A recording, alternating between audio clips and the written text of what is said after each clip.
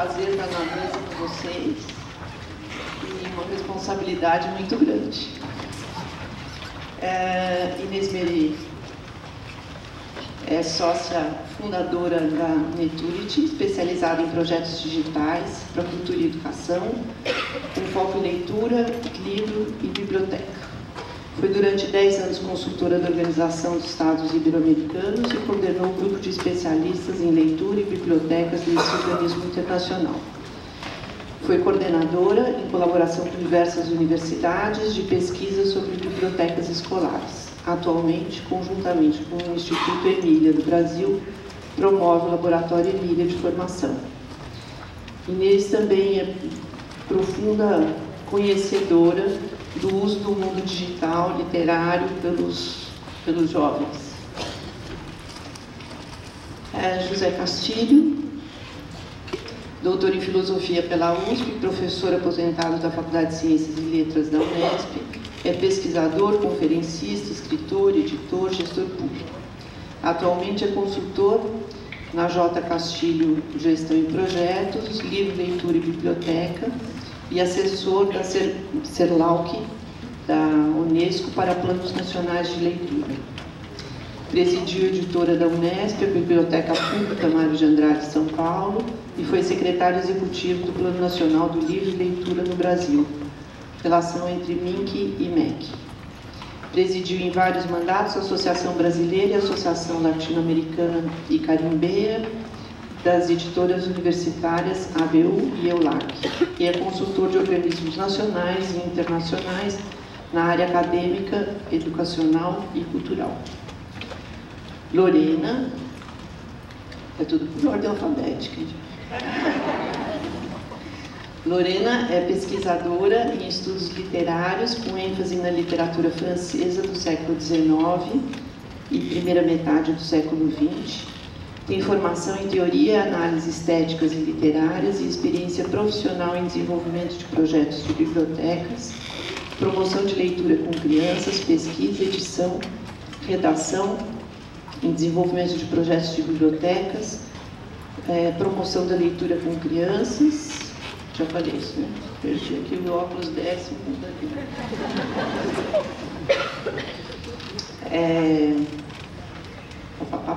Coordena o Observatório Ibero-Americano de Cultura e Educação para a Primeira Infância, o OPI da CERLAUC, Centro Regional para o Fomento do Livro na América Latina e Caribe, ligado à Unesco. Amanhã, Lorena, hoje não vai dar tempo, mas amanhã ela vai apresentar um material interessante sobre orientações para avaliação de planos e políticas públicas para a primeira infância. Que está bem interessante, eu dei uma olhada.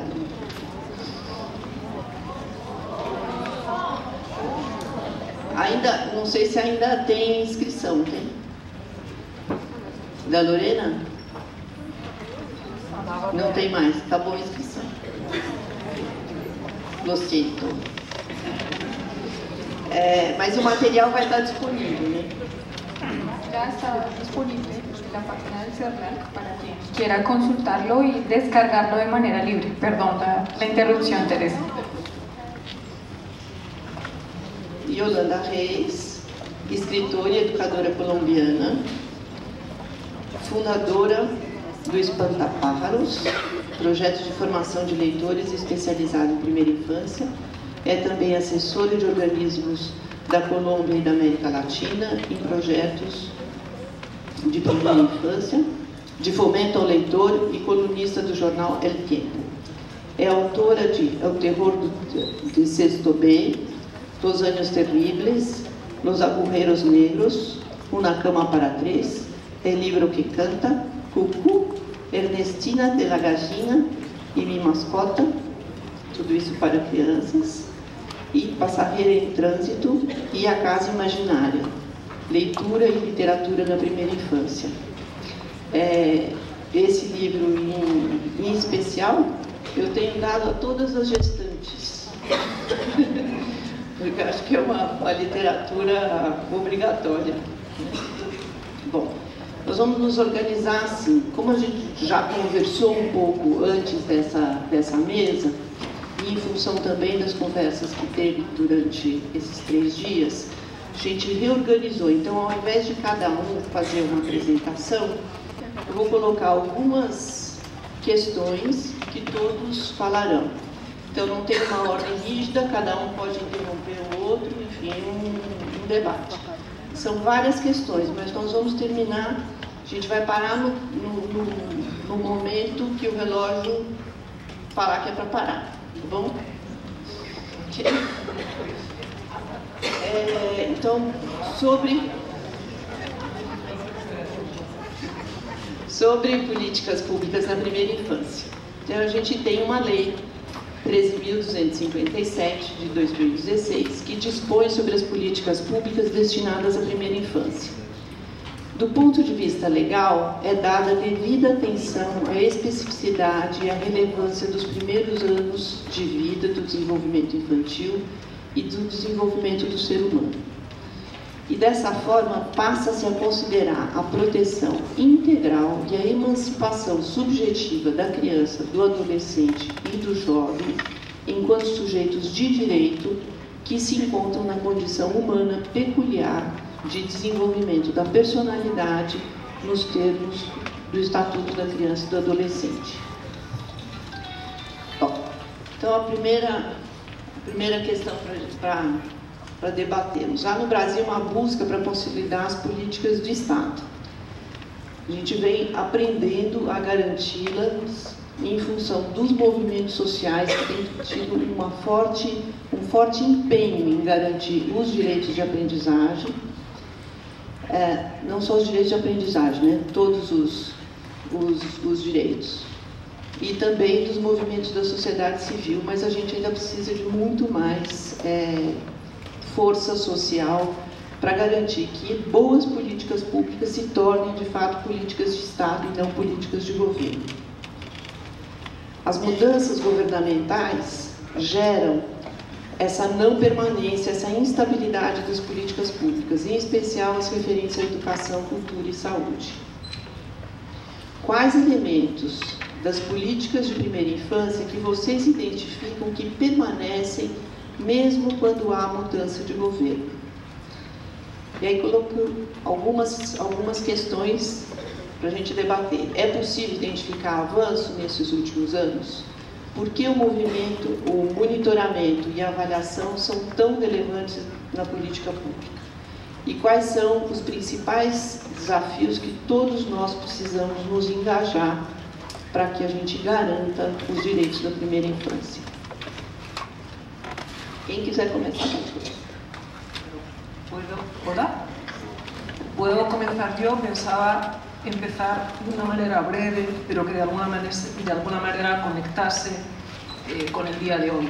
Creo que hoy es un día especial, tenemos una mesa de políticas públicas y yo creo que el acto más político hubiera sido probablemente sumarnos, como nos vamos a intentar sumar al evento de hoy. En primer lugar, quiero agradecer esta invitación a las entidades que habéis promovido este evento, por supuesto a SEDAC, por supuesto a Instituto Emilia, y realmente es un placer estar en esta mesa. Yo recuerdo la primera vez que vi intervenir a José Castillo, la primera vez que vi intervenir públicamente a Yolanda Reyes, y lo primero que pensé es, ojalá no me toque nunca en ninguna mesa con ninguno de los dos. A Lorena no la conocía.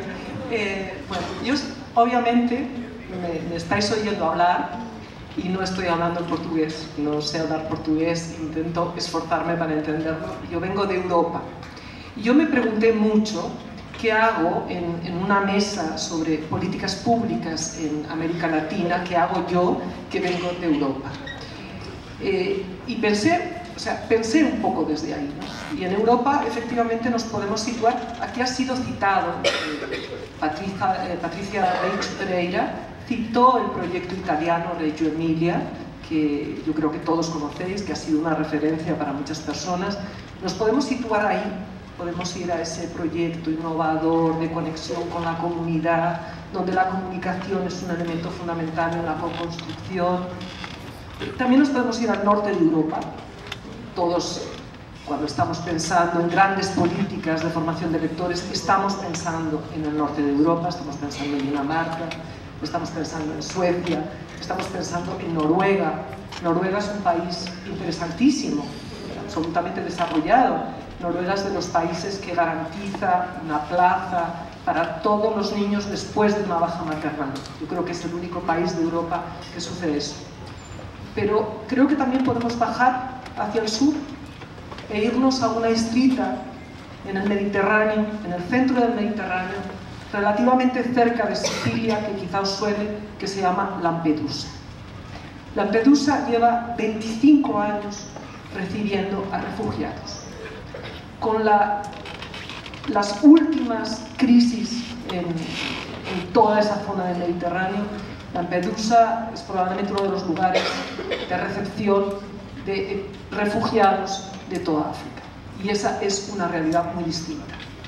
Y yo quiero comenzar por aquí, porque Europa en este momento, 1 de cada 4 refugiados es un niño, es un menor. Tenemos que pensar que en Europa, ya sé que no es comparable, que no son cifras comparables, pero quiero llegar a alguna conclusión. En Europa, 1 de cada 4 niños está en peligro de exclusión y de pobreza, lo cual significa que en algunos países eso puede ser incluso el 50% de los niños. Y es desde ahí, desde donde me gustaría situarme en esa mesa. ¿Qué entendemos o cuál es el rol, el papel fundamental de la política pública en entender, en interpretar la diferencia, la diversidad y la exclusión? Y he seleccionado un texto de un autor que fue citado también el primer día, han sido unos días muy inspiradores, yo creo que para el discurso de todos nosotros, por María Emilia López. Ella citó otro libro, o creo identificar que ella citó otro libro, de este filósofo coreano de nombre Jung Chul Han. Ella creo que hablaba de un libro que se llama La Sociedad del Cansancio, y yo querría leer un mínimo texto de un libro que se titula La expulsión de lo distinto. Y el libro comienza así, he seleccionado el comienzo del libro. Los tiempos en los que existía el otro se han ido. El otro como misterio, el otro como seducción, el otro como eros, el otro como infierno, el otro como dolor han desaparecido. Hoy la negatividad del otro deja paso a la positividad de lo igual. Yo creo que este texto, que quiero destacar que para mí en el día de hoy tiene un significado especial, creo que este texto marca un rumbo para la política pública. Es mi comentario.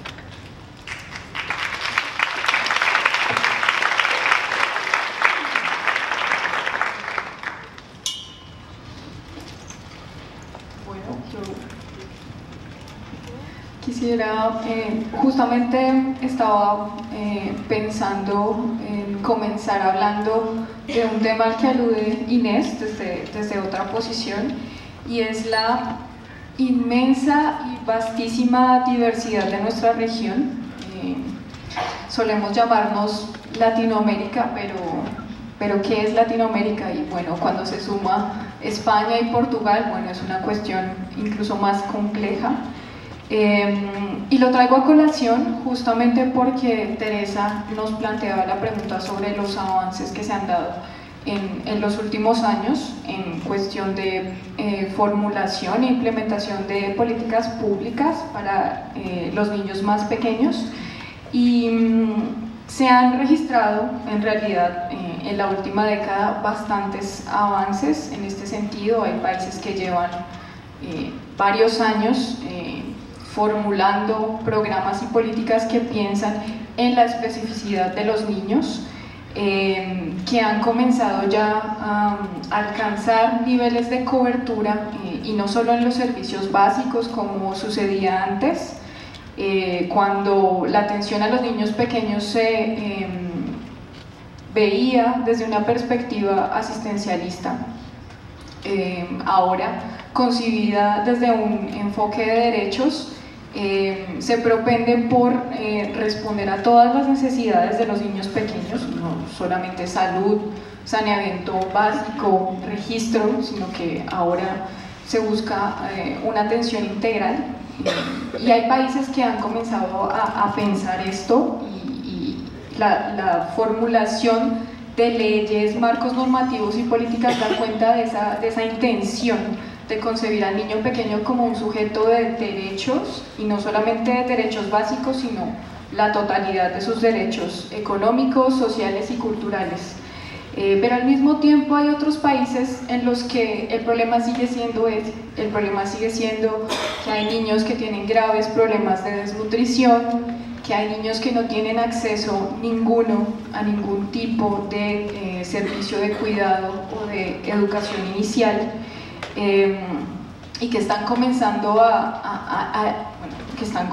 que continúan lidiando y pensando desde las políticas públicas cómo responder a esas necesidades básicas y vitales, en el sentido literal de la palabra, porque de ellas depende la supervivencia de muchos niños en varios países y en varias regiones de América Latina, porque esta diversidad no solo atiende a lo macro, a lo regional, sino que dentro de cada país las regiones son muy diversas en muchos sentidos. Y bueno, esa es la importancia de las políticas públicas, cómo avanzar para atender a las necesidades de los niños y para garantizar que todos los niños tengan todas las oportunidades para desarrollar ese maravilloso potencial del que hablaban Yolanda y María Emilia ayer.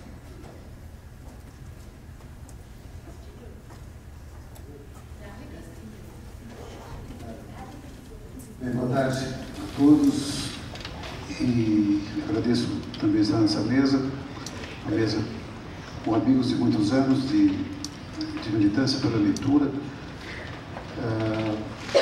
Confesso a vocês que o dia de hoje, acho que não só eu, mas todos nós estamos bastante pesarosos.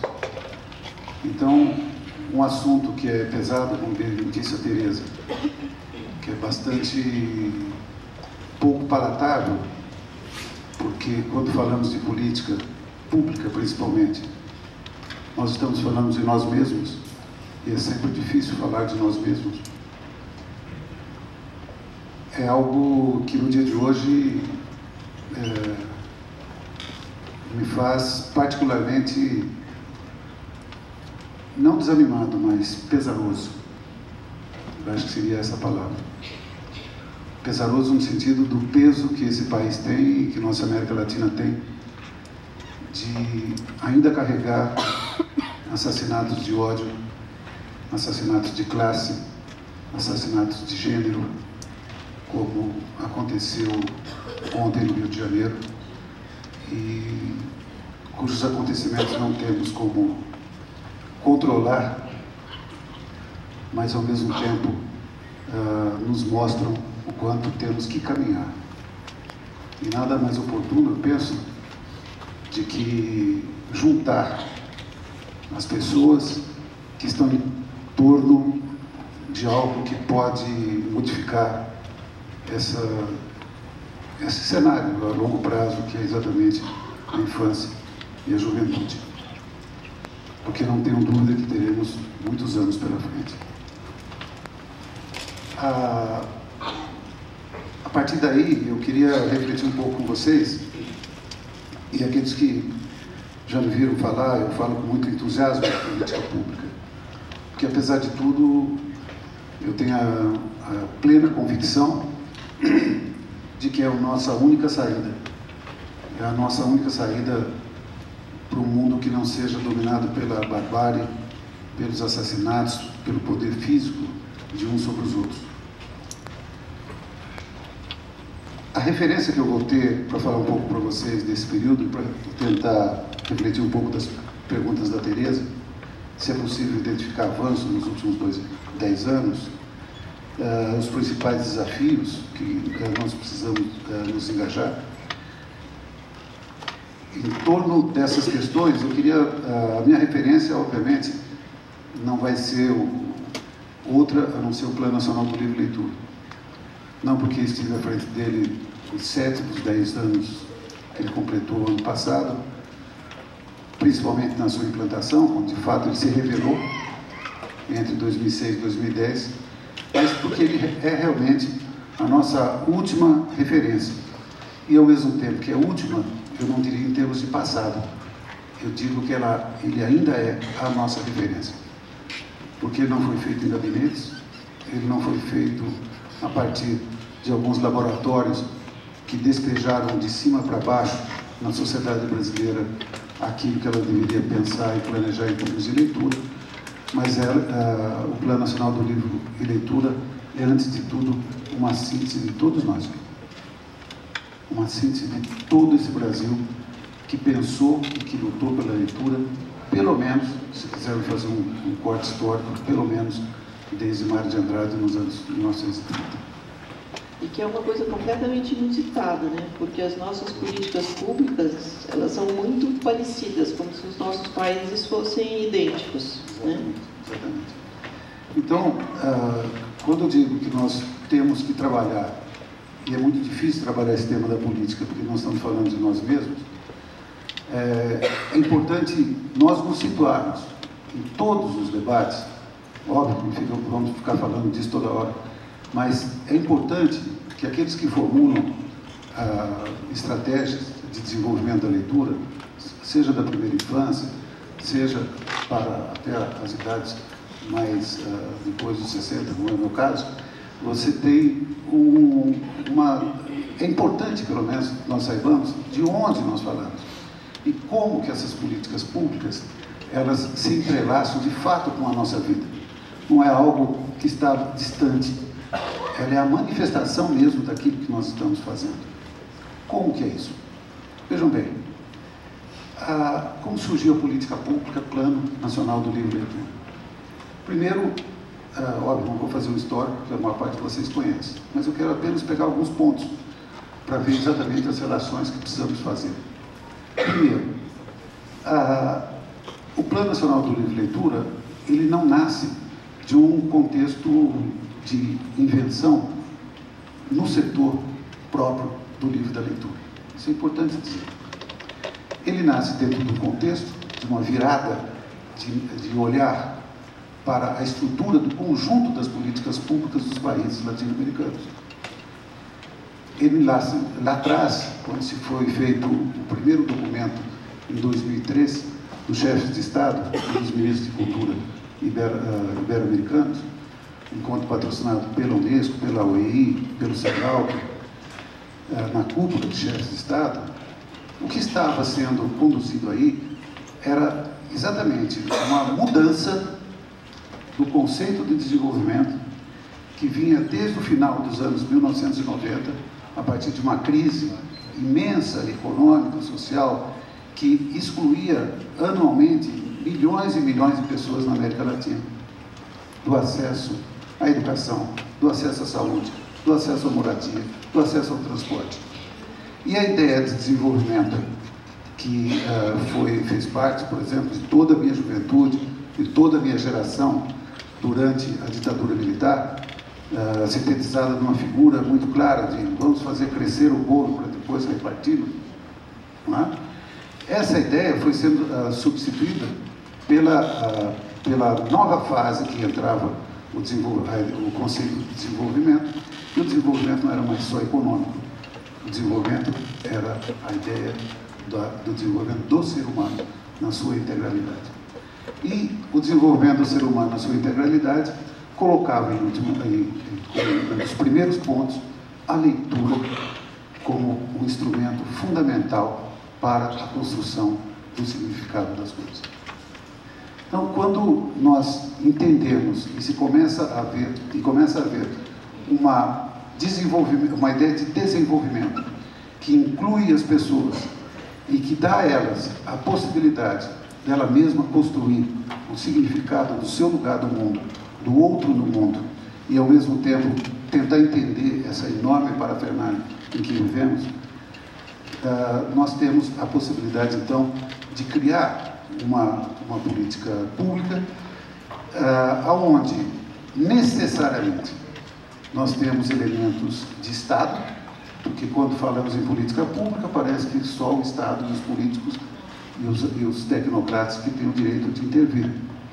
Mas quando nós começamos a trabalhar nesse novo patamar, houve a possibilidade do Estado e a sociedade, que são um dos alicerces do Plano Nacional do Livre Leitura no Brasil, começarem a produzir dentro de um ambiente democrático, e não é à toa que tudo isso aconteceu na derrocada dos regimes militares, das ditaduras militares que assolaram a América Latina desde o final dos anos 50 até o final dos anos 80, 90, e a partir dessa relação Estado e sociedade, que foi o que a gente pode chamar com muita certeza e muito orgulho, o Plano Nacional do Livre Leitura é um dos pouquíssimos pactos sociais que nós temos aqui no Brasil. O Plano Nacional do Livre Leitura é um pacto, por exemplo, de todo o setor criativo, produtivo, distributivo, mediador do livro na leitura no Brasil. Esse conjunto de coisas no ambiente democrático criou a ideia das ideias fundamentais. A inclusão, que fazia parte dessa ideia de desenvolvimento, e, ao mesmo tempo, a formação da cidadania, que é outra parte importante desse novo momento. E o que estavam assegurados aí? Quando desenvolvemos a ideia de que a leitura, antes de tudo, é um direito, a leitura como direito, nós estávamos nos pareando com os direitos básicos que estavam sendo conquistados e que estavam começando a ser conquistados no Brasil e em muitos países da América Latina como um todo. Né? Ou seja, o direito à infância, o direito à moradia, o direito à não xenofobia, o direito à igualdade de gênero, ou seja, todos os direitos que nos foram excluídos tradicionalmente. E que também, quando Inês fala, por exemplo, da Europa e da sua posição enquanto habitante e cidadã europeia, dentro do contexto dessa discussão que estamos fazendo agora, é importante dizer que esses mesmos direitos também não existiam na Europa há alguns séculos atrás, ou centenas de anos, ou dezenas de anos atrás, e foram conquistados muito antes dos nossos tristes trópicos, também com muito sangue, suor e lágrimas, não é? Com muita luta, com muita densidade de conquistas que esses portes de conquista necessitam. Então, quando nós trabalhamos a leitura e a política de leitura, nós sempre, e quando eu falo nós, é nós mesmos, né? Nenhum plural majestático, não somos nós, porque o plano foi construído nesses ambientes que estamos aqui agora, né? E desses consensos que nós chegamos, eles foram para o papel, e do papel para os projetos de lei. Então, todo esse conjunto de coisas estava muito sintetizado, e a gente teve muita satisfação, no caso, ouvir, por exemplo, quando o plano estava se empoderando como uma política pública, de fato, em 2008, né? Foram 2 anos de muita discussão, depois de acordado em 2006, com o governo.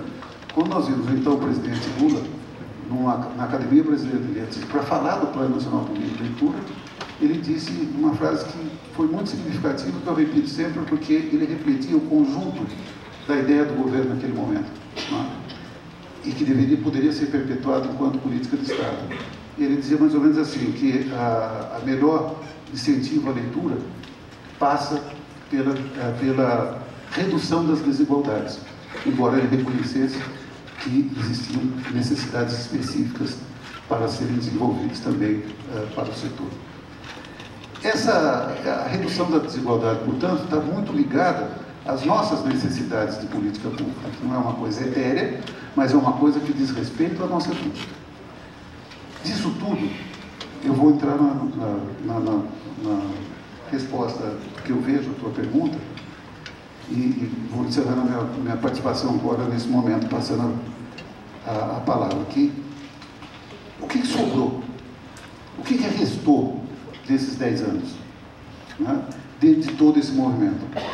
Quando nós sabemos que desde 2016, quando houve a deposição da presidente, nesse contexto que não vou, obviamente, explorar agora, mas houve uma deposição de um presidente constitucionalmente eleita, um golpe, todas as questões. Exatamente isso. Quando nós sabemos dessa situação,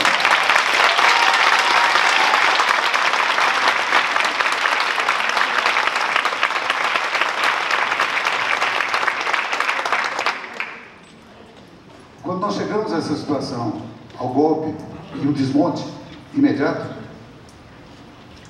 e onde se pôde ver, não apenas vários setores analisaram como se fosse um desprezo pela cultura, um desprezo pela educação, quando um dos primeiros atos foi exatamente extinguir o Ministério da Cultura. Eu não digo que é desprezo, eu digo que é medo. Isso é temor de Temer. Isso é temor.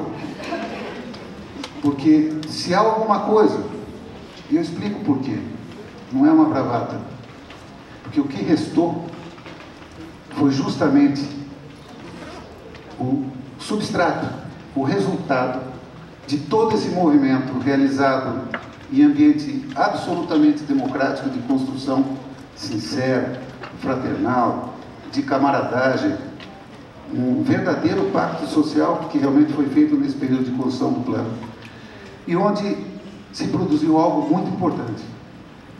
Todos nós sabemos que a sociedade brasileira sempre, quando eu digo a sociedade, são principalmente os de baixo, os que estão embaixo da pirâmide social e que fazem a movimentação verdadeira desse país. Quando nós falamos isso, quando nós começamos o movimento do Plano Nacional do Livro e Leitura e fizemos a ligação entre esse movimento realmente existente, não é? Falo aqui de cada professor na sua sala de aula com a preocupação de formar os seus alunos. Falo aqui de cada agente de leitura nas bibliotecas, seja bibliotecário ou não. Falo aqui das lideranças comunitárias das periferias desse país. Enfim, falo de todos nós que estamos na base da pirâmide e que se preocupam com o desenvolvimento do outro, daquele que está ao seu lado. Esse movimento que já existia quando chegou o Plano Nacional do Livro e Leitura, e que o plano soube dialogar, juntar, mostrar e criar um diálogo com o poder público. Quando nós fizemos isso? Quando nós fizemos isso? E mesmo, quase deu certo a frase com o que eu quero dizer com o apagar das luzes. Mesmo no apagar das luzes, mesmo no apagar das luzes, em 2016, quando tudo começou, de fato, a ficar na penumbra desse país, com o golpe parlamentar, quando isso aconteceu, já estava dado um passo que até agora não foi desfeito. E eu não acredito que seja desfeito. Porque hoje, quando se fala disso aqui, todos os cantos do Brasil, todos os cantos em que eu percorro e já percorri, ninguém fala mais que isso aqui é plano do governo federal, que é plano do governo X. O Brasil inteiro fala que isso aqui é o nosso plano, são os nossos eixos, são as nossas metas. Isso é um empoderamento, é algo que é uma conquista política da sociedade, dos militantes, pelo livro, pela leitura, pela literatura, pelas bibliotecas desse país, principalmente as comunitárias, que o Plano Nacional do Livro e Leitura criou. Então, enquanto nós falamos aqui, o governo faz tudo para cerrar todas as portas, com medo da conquista da cidadania, da conquista que o cidadão, de fato, comece a dar significado àquelas coisas que despejam, que a Rede Globo despeja todos os dias no ouvido das pessoas. Quando acontece isso, nós temos hoje essa consciência. Essa consciência que se substancia principalmente em algo que é muito importante ser dito aqui. E não é à toa que quando vocês anunciaram esse seminário, as inscrições em 4 dias estouraram. Porque há um trabalho, enquanto em cima se destrói, embaixo a construção continua. Essa que é a questão. E isso é mais forte do que qualquer política de Estado. A verdade é que ao lado de cada um de vocês aqui, como também aqui, e se sairmos por aí, em cada um de nós, há uma Marielle que está ao nosso lado. Marielle,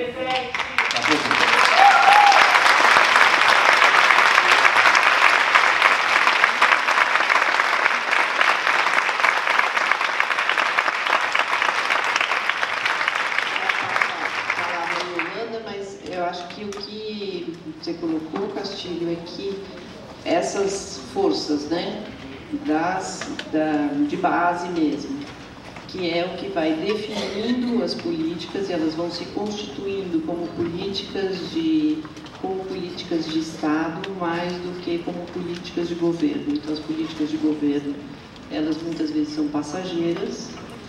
Agora, o que vai sendo semeado nesse trabalho, que muitos daqui desenvolvem, de raiz mesmo, né? Que é aquilo que fica e que vai transformando a sociedade pouco a pouco. Agora, as políticas podiam contribuir para uma transformação mais efetiva. Né? Claro, sempre contribuirão quando... Aliás, uma coisa que nós fizemos desde o início, desde 2006. Tudo isso está sendo possível porque nós estamos dentro de um regime democrático, onde a ideia da inclusão faz parte da ideia de governo. Todas as críticas possíveis do mundo aos períodos que passamos naqueles governos. Mas a ideia de inclusão sempre esteve presente. Quando isso é possível, exatamente, respeito aos direitos, etc, etc. Quando isso acontece, você tem a possibilidade de ser parceiro do governo, de ser parceiro do Estado.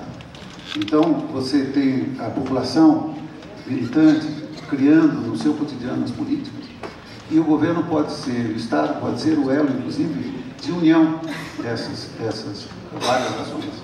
Aí você tem, de fato, uma política plena, uma política de Estado plena. O que aconteceu foi exatamente com o golpe, a interrupção disso, mas não a interrupção do fazer. Então, continuemos fazendo. Nós temos que continuar fazendo. E mesmo que não tenhamos a visibilidade anterior com política pública, é essa política que nos interessa, que é a política, de fato, que constrói o tecido da nação.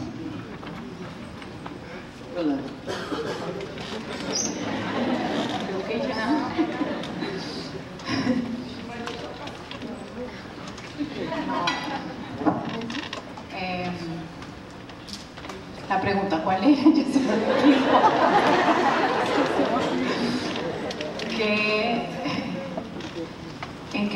¿En qué estamos? ¿Cuáles aspectos permanecem em uma política pública? Quais são os aspectos que permanecem em uma política pública? Eu não sei sobre o Brasil. Eu falo do meu país, que eu conheço, que é a Colômbia. E eu tenho memória, me lembro, por essa perspectiva. Faz muitos anos que falamos dos últimos 10 anos, talvez, perguntar pelos os últimos 10 anos, mas são mais de 10 anos onde a ONU, na ONU, a questão dos direitos das crianças foi em 1989, no milênio passado. As constituições da América Latina foram se adequando a esses marcos pelos anos 90. Em Colômbia, em 1991, houve uma constituição política que é uma maravilha. Se você lê a Constituição, você fala, uau, que país será esse? Deve ser muito bom. Mas eu acho que quando vejo o que está escrito, entro nos estados de muito pessimismo, mas também de muito otimismo. pois na Colômbia, a partir da Constituição de 1991, onde se fala que os direitos das crianças são fundamentais e que são mais importantes que todos os outros direitos.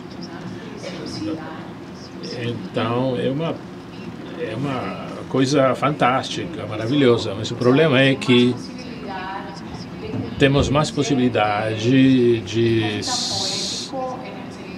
É quase tão poético no sentido de que nunca passa a fase política.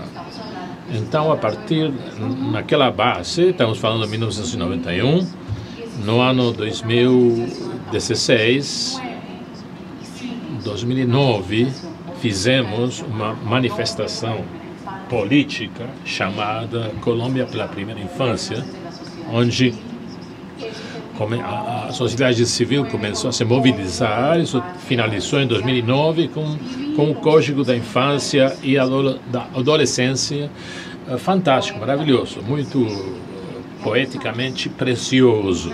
Mas aí a gente está numa coisa, como que Castilho falou, porque há vários problemas. Um deles é que as políticas de Estado versus as políticas de governo, supondo que houvesse isso aí. Outra contradição entre as políticas de Estado e as políticas dos governos, em plural, que no nosso país também depende de se é esquerda, direita, centro, o que for, mas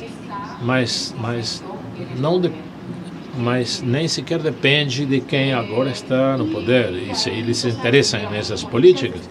Então, a gente teria políticas de Estado e aí devemos ter um ordenamento jurídico muito importante. No caso da Colômbia, passada uma Constituição que fala da prevalência dos direitos da infância, para um código que fala que os direitos são de cumprimento obrigatório. É uma mudança muito importante, porque quando comecei a falar da literatura da primeira infância, todo mundo me olhava como se eu estivesse maluca. Jamais na vida os diretores de bibliotecas, mas as criancinhas, os bebês na biblioteca vão quebrar tudo, vão comer os livros. E se falávamos com um prefeito, se tivéssemos acesso aos prefeitos, eles falavam que temos que fazer com as primeiras infâncias, temos que vaciná-los, tem que vacinar todas as crianças, né? E tem que comer essa farinha com um suplemento alimentar turbinado. Então, falar de uma lei que consagra e que elabora um código da infância e adolescência e obriga, faz compulsório que os prefeitos garantissem a educação da primeira infância, isso seria uma grande conquista, porque estou falando da Colômbia, porque os organismos de controle, quando temos leis, também podem obrigar a elaborar planos de desenvolvimento. Porém, em Noruega, eu acho, tem alguma coisa tão maravilhosa quanto essa, mas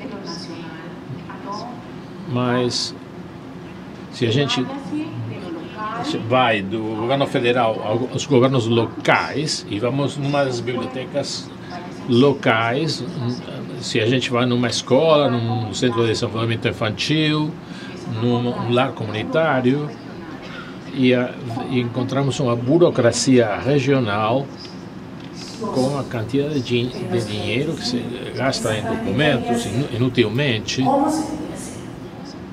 E esses documentos falam o que deve ser feito. Mas vamos a uma universidade, perguntemos se há uma matéria sobre uma disciplina sobre literatura infantil, por exemplo. Vamos saber os planos de leitura regionais, nacionais, locais. Talvez, com sorte, consigamos achar ou encontrar que há uma certa lotação de livros, e vemos os números do plano de desenvolvimento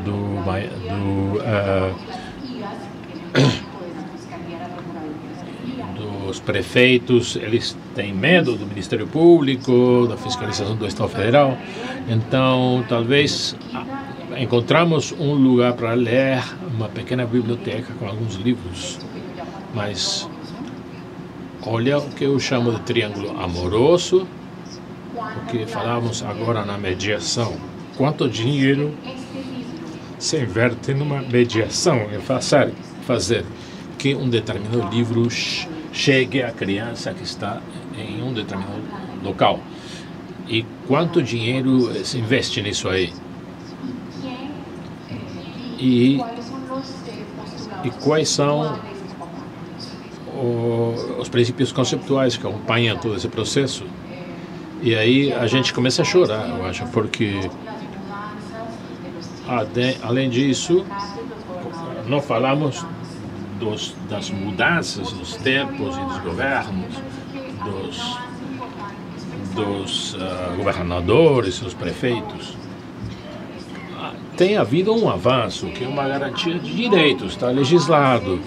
Houve avanços, e acho que a América Latina compartilha essas terríveis vicissitudes, situações. Ha havido avanços relativos a algo pior que o temor a Deus, que o temor ao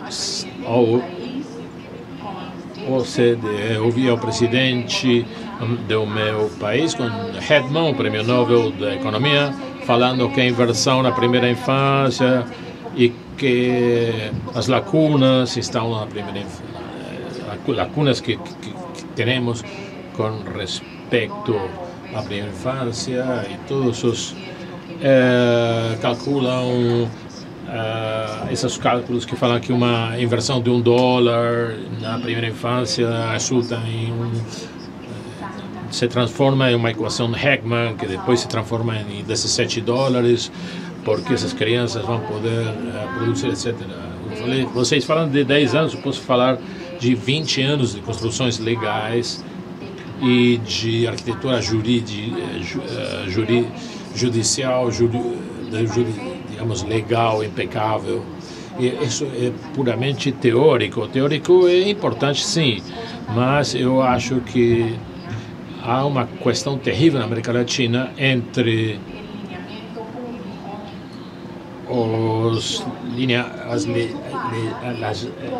a legislação pública e a execução. Isso tem a ver com extrapolando pelo trabalho da mediação. Se continuamos pensando que basta com a legislação, com planejar políticas desde o centro, mas não trabalhamos com a educação e cultura de forma prática, desde as bases, acho que ali temos um trabalho que não é feito. E para finalizar, porque podemos continuar falando a vida toda, mas há uma coisa que me faz pensar no coelho de Alice no País das Maravilhas, quando ela pergunta ao coelho: você me pode falar como posso fazer para sair daqui? E o coelho fala: isso depende, em grande parte, de onde você quer, para onde você quer ir, onde você quer chegar. Ela fala, Alice fala: bom, a verdade é que eu não me importo com o lugar, eu só quero onde quero ir, só quero sair daqui. E o coelho fala: então, sempre que você caminhar durante um tempo suficientemente longo, você vai chegar a algum lugar. Eu acho que em trabalhos de formação de leitura, de leitores e de mediações políticas públicas, a gente tem que andar durante um tempo bem longo, suficientemente longo. Isso a gente não conseguiu completar essa caminhada, porque eu estou um pouquinho pessimista e às vezes estou muito otimista com isto das políticas. É muito difícil, mas o que permanece é uma lacuna muito grande entre o dizer e o fazer. A América Latina, no fundo, tem uma grande distribuição geográfica que é entre aqueles que têm o capital, que não é somente econômico, sino cultural, educacional, e aqueles que não têm nada. Isto tem a ver com o público e o privado. E o que prevalece é um ordenamento jurídico bom, fantástico no sentido literal da palavra, e umas lacunas que tem havido iniciativas e certas coisas foram conquistadas. Sabemos que temos uma população, nem sequer a gente tinha ideia de qual é a quantidade de crianças nos países. Agora sim sabemos, mas temos trabalho ali para desenvolver essas questões para todo mundo. Não é um fenômeno natural, essa lacuna entre não é uma falta de compás jerárquico, esa diferencia entre la legislación y la práctica, el discurso y de hecho lo que es nuestra actitud, desde la formación de los niños pequeños en nuestra vida familiar, de trabajo. Me parece que este desfasaje entre decir y hacer es una constante, es un ejercicio. Necesitamos tener este ejercicio continuado de implementar que lo que yo digo sea lo que yo hago. Tenemos una contradicción total, tenemos leyes maravillosas, como tú dices. ¿Por qué todos los ciudadanos tienen que respetar las leyes? Y el Estado a veces no respeta lo mismo que él promueve y legisla. Eu gostaria, a verdade é que quando leímos essa pergunta, é uma pergunta muito boa, todos os países temos estabilidade política também, no sentido de que a orientação política de um governo em leitura e primeira infância, entre governo há diferenças marcantes, mas pensando e tentando achar uma resposta, uma coisa que também permanece e que ha sido referido rapidamente é a questão da pressão dos modelos dos organismos internacionais sobre as políticas públicas, que vai além da orientação desses governos. Em formação de eleitores de primeira infância, esse peso é enorme e de efeitos paradoxais. É verdade que, em alguns casos, essas exigências dos organismos internacionais precisam de um investimento, um compromisso econômico por parte dos governos, e essa pressão supragovernamental acho que é necessário. Temos que ter um investimento sustenido de longo prazo. Na Europa temos uma recomendação faz 20 anos que pelo menos 1% do PBI tem que ser, do PIB tem que ser investido. Nesse sentido, acho que isso é interessante e pode marcar uma diferença.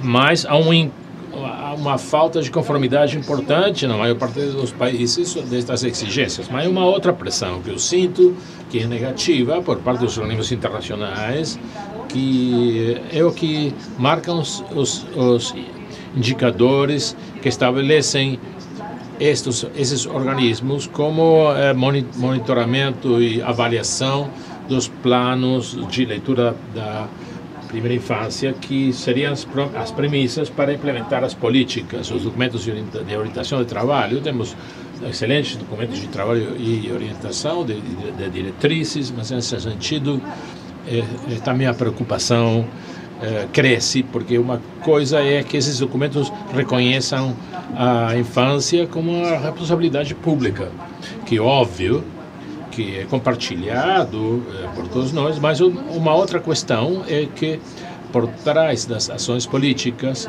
a infância seja uma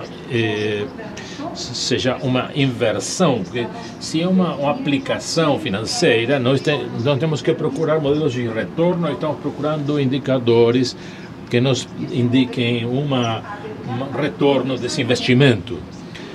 Se a infância simplesmente, se essas campanhas, e isto implica o conceito de formação do leitor. Isso é uma preocupação importante, porque na medida em que a gente reforça e se faz mais enxuto o caminho percorrido nesses 3 dias, no final, todo interpretado desde o ponto de vista dessas conquistas. No primeiro dia falamos que efetivamente um dos caminhos pelos quais a formação do leitor da primeira infância um dos problemas é entender a educação de forma estreita, e podemos chegar a uma interpretação também muito estreita da diferença, da diversidade e da inclusão em termos de conquistas educativas. E aqui, educativo deve entender-se um sentido mais fino da palavra, não amplo, não de diversidade de espaços em tornos formais e informais, interações, conversações e desafios. Para mim isso é uma preocupação. E um dado que eu acho que é expressivo é que isto não somente é uma declaração de princípios, mas é uma tendência que define as políticas dos países. Faz 2 anos se publicou um relatório onde a infância se utiliza como algo que vai como a formação, como a formação futura. Como você faz essa análise do ponto de vista dos dados duros? Você faz uma análise do número de anos que uma criança é educada, é atendida nos seus primeiros de 1 a 6 anos, com os resultados em PISA. PISA tem um marco, um framework de compreensão da leitura, mas não finaliza nem se encaixar, não termina de se encaixar com muitas ideias que a gente que temos discutido esses dias. Se a gente faz essa relação, os dados eu vou comentar porque são interessantes, façam os dados que pelo menos na metade dos países da OCDE é convergente, que 2 anos de cuidados numa instituição, a primeira infância, supõe 35 pontos mais de PISA em 15 anos depois. Que são 35 pontos de PISA em 15 anos? É 1 ano de escolaridade. Qual é a preocupação? Que se a interpretação do que PISA entende por leitura é o que vai marcar a formação do leitor na primeira infância, estamos restringindo radicalmente as políticas públicas de formação de leitores de primeira infância. Eu quero trazer esse paradoxo porque também é uma preocupação, e efetivamente isso tem a ver com o que você falou. Essa pressão por parte dos organismos internacionais é permanente. Não some em função da política pública. Essa é a visão que eu gostaria de discutir. E muitas vezes aparece uma fórmula mágica. Quien tiene un jardín de infantes va a ganar después un salario mayor. Pero se ha olvidado cuál es el papel de la educación.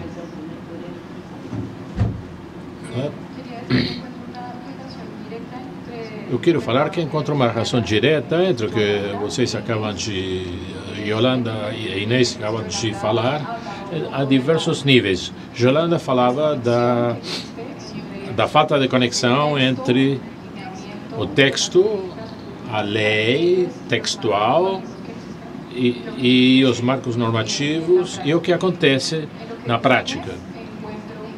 E Inês fala que é evidente essa desconexão entre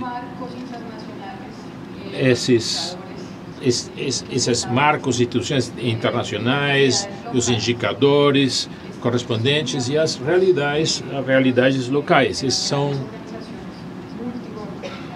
os lineamentos das grandes organizações multigovernamentais internacionais que se aplicam e se transformam na medida que no metro que mede o accionar as atividades do governo da América Latina. Enquanto a avaliação, eu acho que avaliar as políticas públicas é muito importante, na medida em que isto exige o estabelecimento de indicadores que estejam em conformidade com o contexto onde a política deve ser aplicada. E eu vejo também que existe uma tensão entre a avaliação e a medição, ou monitoramento, e às vezes se utilizam como termos equivalentes, e quando pensamos em avaliação, não somente no contexto das políticas públicas, mas concretamente no contexto educacional, a avaliação muitas vezes é utilizado como sinônimo de medir as crianças, de ver quantas as crianças, até que ponto as crianças se encaixam numa estatística, pode ser artificial, e desconhece o contexto em que a criança realmente está sendo educada. E então esse avaliar tem que talvez se livrar um pouquinho dessa concepção de ter de medir, de ter um metro universal, e o que os governos, há um temor das organizações a rendir contas, a mostrar os resultados da gestão, resultados que podem ser expressados de forma abstrata para medir o impacto que as ações têm efetivamente na vida das crianças e até onde se consegue que as crianças tenham possibilidades mais amplas para seu desenvolvimento integral. Você falou demais. Não. Eu queria responder uma coisa que falou Inês, que é o seguinte: nós queremos avaliar sempre a mesma coisa. Avaliar depende do que nós pensamos que estamos procurando, e aí tem um problema. Avaliar por avaliar não dá. A questão da Finlândia, por exemplo, a diferença entre a Finlândia e todos nós agora é que a Finlândia tem um sistema educacional onde o professor é o centro, os finlandeses leem, as crianças aprendem a ler tarde, e então temos bibliotecas, as mães e os pais leem para as crianças, uma prática instalada, o professor tem um prestígio social impressionante, todos querem ser professores de primeira infância, tem salários muito altos nas escolas, tem escolas com maior espaço para um número menor de crianças. O que temos no nosso país é uma espécie de Frankenstein. E os governos que agora querem estar na OECD estão brincando com essa brincadeira, fazer um planejamento a partir da avaliação. Isso parece uma coisa perversa, porque a avaliação por competência, primeiro a gente tem que enxergar onde queremos chegar com essa avaliação, e a partir disso aí temos que fazer um planejamento. Quem é o sujeito que queremos formar com todas as diversidades que nós temos? Vou falar de um exemplo impressionante de Colômbia.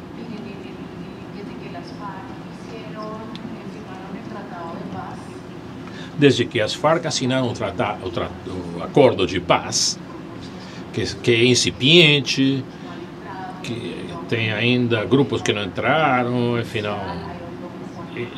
há uma cultura de delinquencial, como ela falou, outro grupo que é armado, mas desde que as Farc assinaram os acordos de paz, houve uma explosão demográfica de mulheres que estavam na guerrilha, agora decidiram ser mais. Quando elas estavam na guerrilha, elas não tinham filhos. E agora nasceram uma quantidade de bebês. Então, como a gente vai planejar o desenvolvimento desses bebês? Mais que saíram de uma guerra e agora saíram da guerra e tiveram filhos. O que nós vamos fazer com essas crianças? Quem são os pais deles? E começou a haver coisas como que vamos doar fraldas e leite em pó. Essas crianças, quem vai tomar conta delas? Inês falava de Lampedusa. Lampedusa na Europa, em qualquer pequena cidade de Colômbia, nesse momento, é parecido. E o êxodo entre Venezuela e Colômbia, a quantidade de crianças que chegam à Colômbia da Venezuela nessa hora. Então, quando falamos de avaliar políticas de governo, que significa isso aí? E qual seria o marco de país em que a gente vai avaliar isso aí? Há um marco ou uma avaliação que funciona da mesma maneira para todo mundo?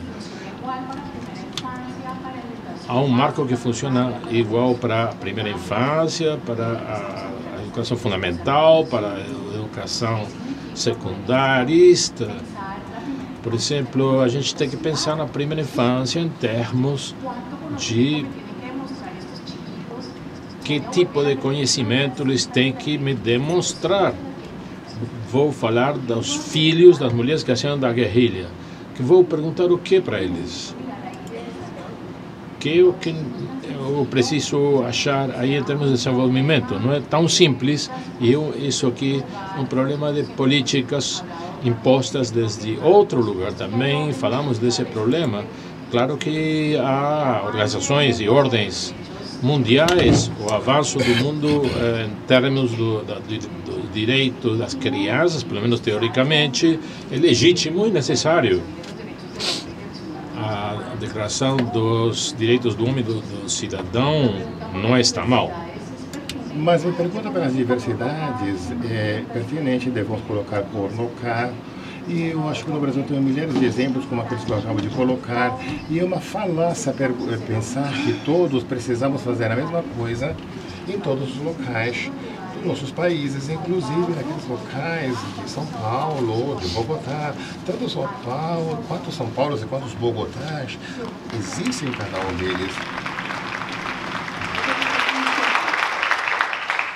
Eu acho que só a minoria ia falar. uma última palavra, que nosso tempo já esgotou. Não, rapidinho. A palavra rápida da minoria. Muito.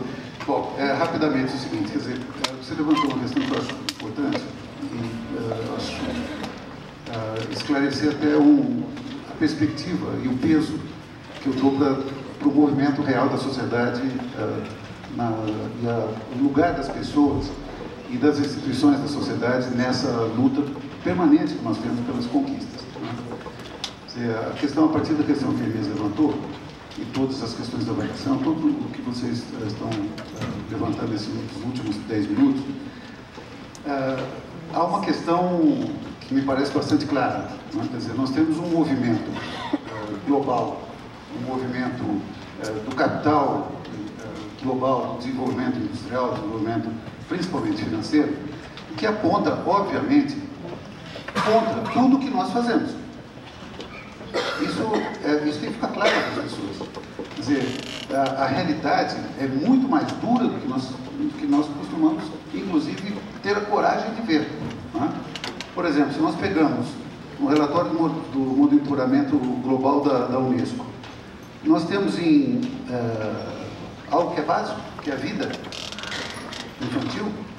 Nós temos, em 2013, 6.300.000 crianças morreram antes de completar 5 anos, em 2013.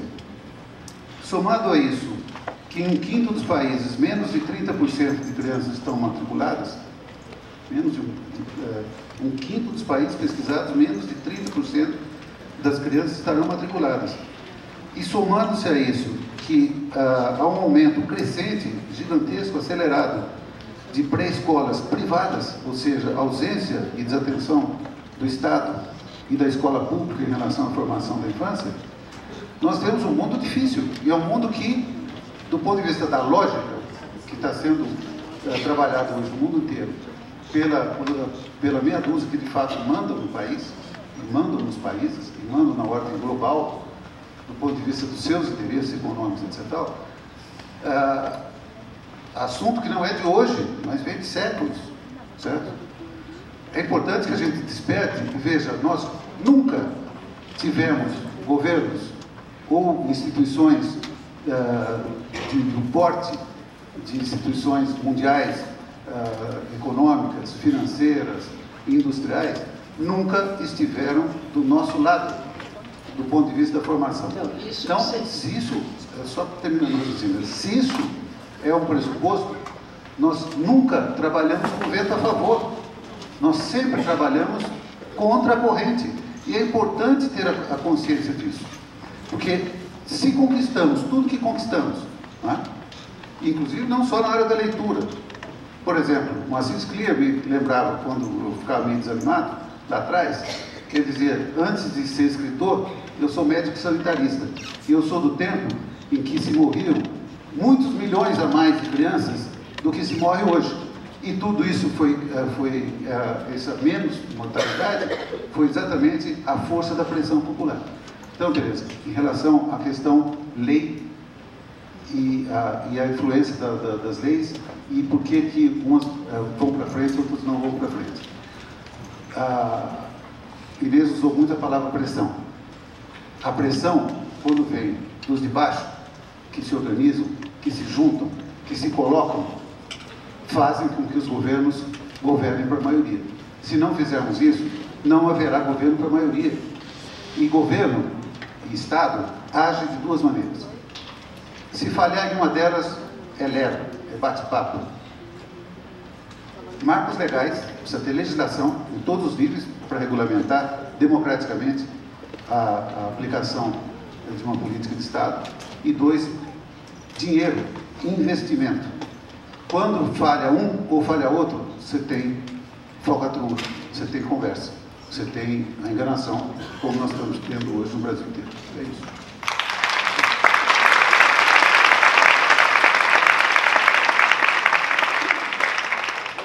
Vou ter que encerrar a mesa, mas eu acho que a questão da discussão das políticas, quando eu falei que não era algo tão poético, é mais duro discutir, é mais difícil discutir, eu acho que falta muito esse debate entre nós que trabalhamos com as crianças e com os jovens, porque muitas vezes somos ingênuos diante das políticas, acredita-se muito nos discursos e efetivamente a transformação que nós podemos provocar, ela não ocorre, e às vezes por falta de consciência nossa. Então acho que o convite que fica aqui é que para todos nós possamos discutir mais sobre as políticas públicas e acompanhá-las e monitorá-las e ver o que fazemos com as avaliações, enfim, né?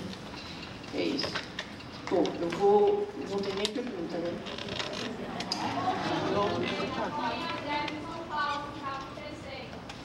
Sim.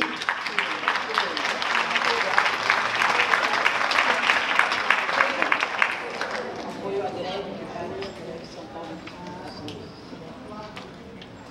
Bom, vocês sabem que a palavra seminário é derivado de sêmen, de semente. Esse nosso encontro foi um verdadeiro seminário, né? Eu acho que muitas sementes foram plantadas, cada um de nós saindo com ideias novas em novos elementos para se relacionar com os bebês, com as crianças, com os jovens e com os adultos. Utilizando uma frase de uma grande colega de Maria Maura Barbosa, ela sempre fala: quem cuida precisa ser cuidado. E eu acho que isso ficou como uma marca desse seminário. Precisamos saber nos cuidar e cuidar de quem está em nosso alcance, para que possamos fazer disso um contínuo das nossas relações. Terminamos na hora, com alegria pelo que foi nos proporcionado esses dias e com uma tristeza profunda, muita indignação e revolta com o assassinato de Marielle Franco.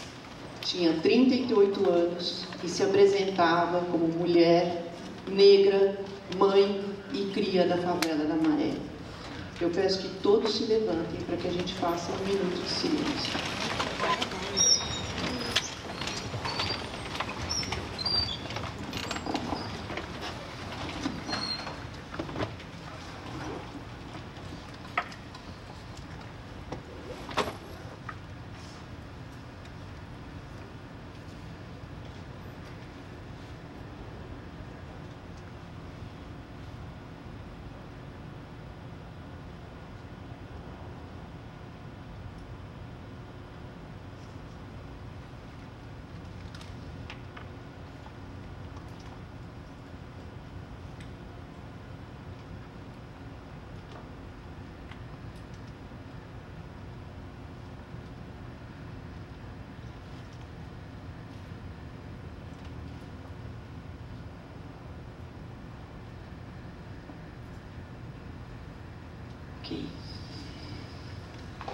Antes de sairmos para o MASP, a gente vai ter uma surpresa aqui e depois um novo sorteio. Agradeço muitíssimo a mesa e pena que não tem tempo para as perguntas. Obrigada.